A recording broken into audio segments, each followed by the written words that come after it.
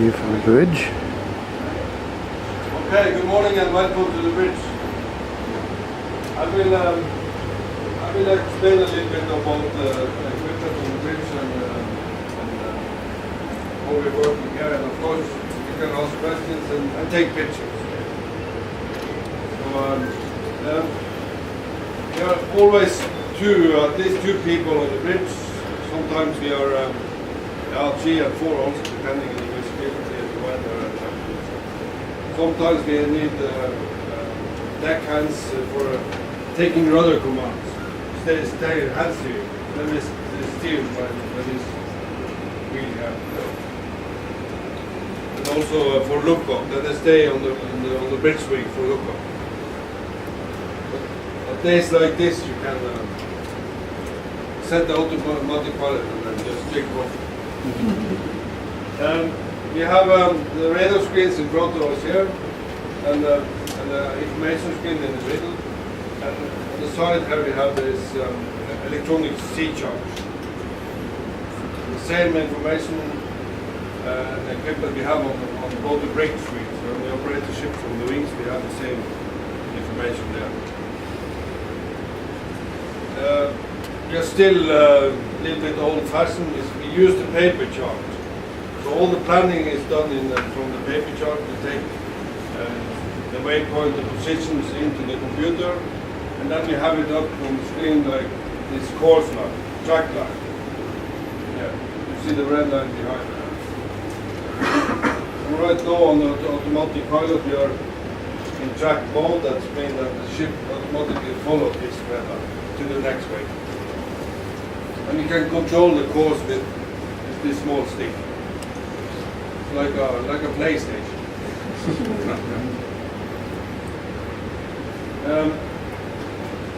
Show you some pictures. The propulsion system. We have two main propellers. This is also both propellers. We have no rudder, so we use the whole.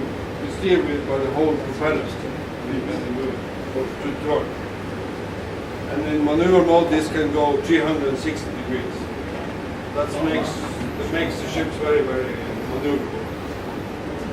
The main propulsion we have 5,000 kilowatt, and on the bow thrusters to push sideways we have 2,000 kilowatt. It's very, very powerful for maneuvering, and it's good for us in maneuvering between eyes and in narrows. It's a good ship for this operation.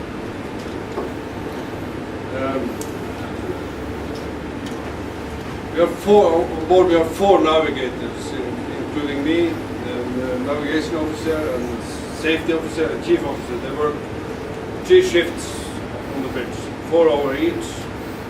And of course, I'm available 24/7 if they need me on the bridge. So, the Norwegian officers, they work for 6 weeks on board and 6 weeks home. Awesome, Chief. And when we're up north in Arctic, we work 4 weeks on board and 4 weeks home. That's because of the long travel to South America. So I will stay on now until the 11th of January. When do you go? I cannot go home for Christmas. How much fuel does this take? Normally a chip like this is 140 cubic of diesel. Diesel. Yeah. We burn diesel because of the regulation for and environmental regulations in this area. We have calm seas. Yeah, this seems really good, and so I told the other group, you have to come back more often, because the drake like this on south and north, I never experienced that. So, in how many years, Captain, have you been doing it? This is my season number 6. 6 years, yeah. And this is the calmest you've seen the drake? Yeah, on both the ways. You're very lucky. Yeah, you have been very lucky. We have been very lucky. So you have to come back more often. 40. So that's 20 degrees difference. That's just a lot, but if you look at the summer temperatures, it's even more difference. So the annual mean in the summer of the North Pole is 0, and in South Pole it's minus 28. So that's almost 30 degrees difference. Where you can expect the lights, and then you have here the oval where you can actually see the lights. And that's between 65 and 70 degrees south or north. You will get usually the green color, and if the charged particles collide with N2, you will get the red colors. Nitrogen. Thank you. And then if they collect with nitrogen 2 plus particles, you will get this violet color. That's why you have the different colors. So what do you need? You need clear skies usually. No moon is best, because then you have the darkest skies. And not to be too close in the city, because the city also produces a lot of light. In the Antarctic winter, and you can see the aurora australis, you call it. Aurora borealis in the north and aurora australis in the south.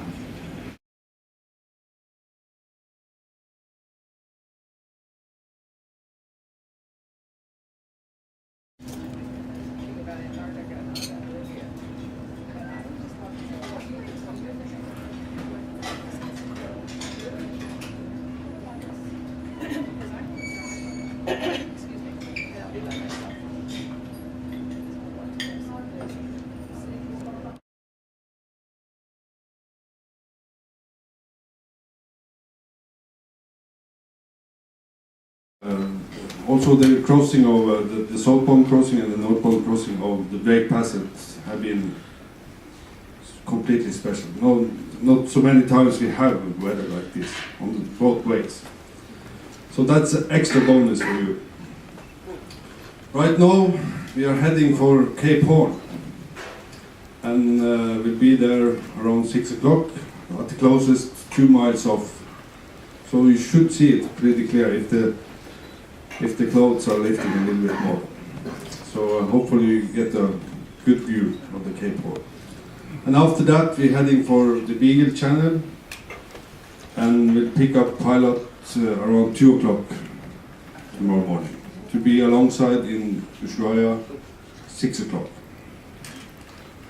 And then on behalf of the company, Hudruten and the crew, I'd like to thank you for traveling with us, and we hope to see you back on board some other time.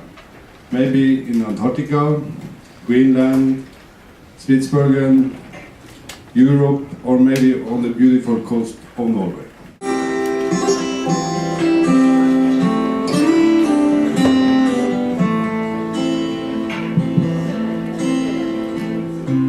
I came on board late one night. It was summer and I felt alright. The captain was a gentleman. I felt it when he shook my hand.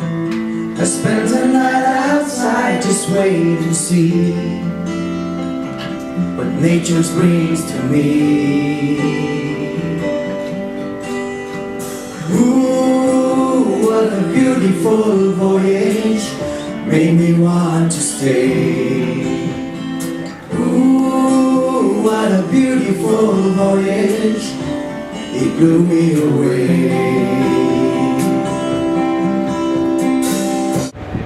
My dear passengers, now we are just very close to Cape Horn, and this is the island of Cabo de Hornos, discovered 1616 by the Dutch sailor Van Schooten. And the big hill you see to our port side around 10 o'clock, that's the famous Cape Horn. The real Cape Horn is a little tiny hill that stretches more to the east, that means to the right side of the bigger one. And if you look closely and with precision to that direction, you will notice there is one of the tiny hills, there is a big monument. This is the memory of all the dead sailors who have lost their lives here trying to traverse from the Atlantic Ocean to the Pacific before the Panama Canal was built and opened in 1914. This was the only route to come here to navigate because the Strait of Magellan was more or less the same as dangerous as Cape Horn. So we are very fortunate to be that close, and here this very famous Cape Horn. We are sailing now from the Pacific Ocean into the Atlantic Ocean. This is the point at which the two oceans come together.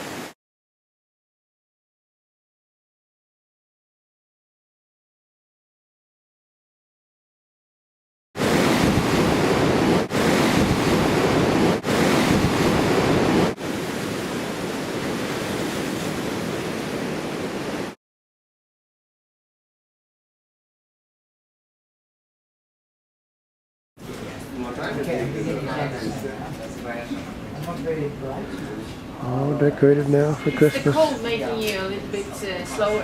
Yes. They explained it today on the lecture.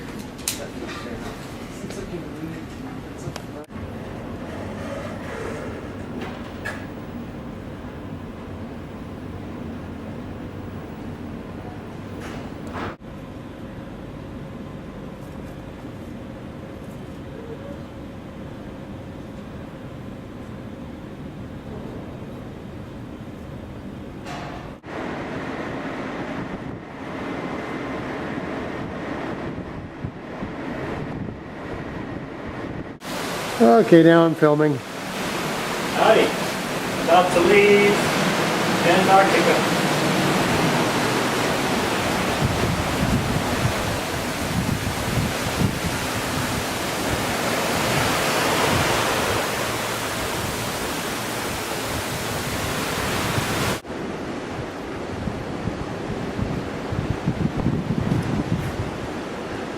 Last night on board.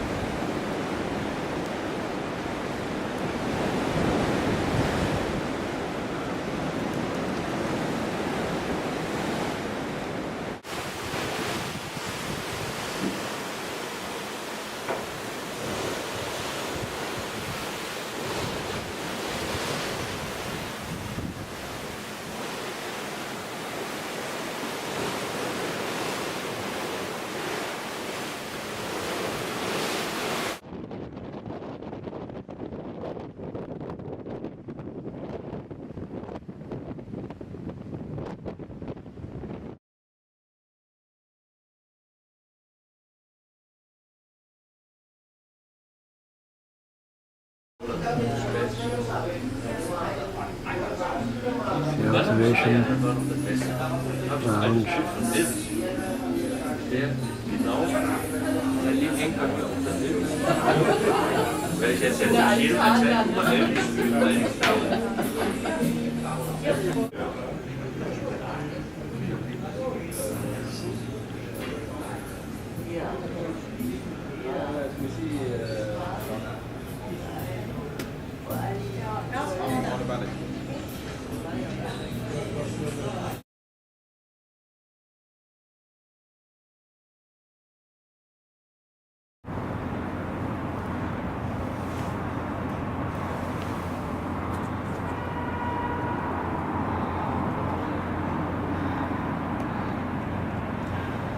Ushuaia on Monday morning.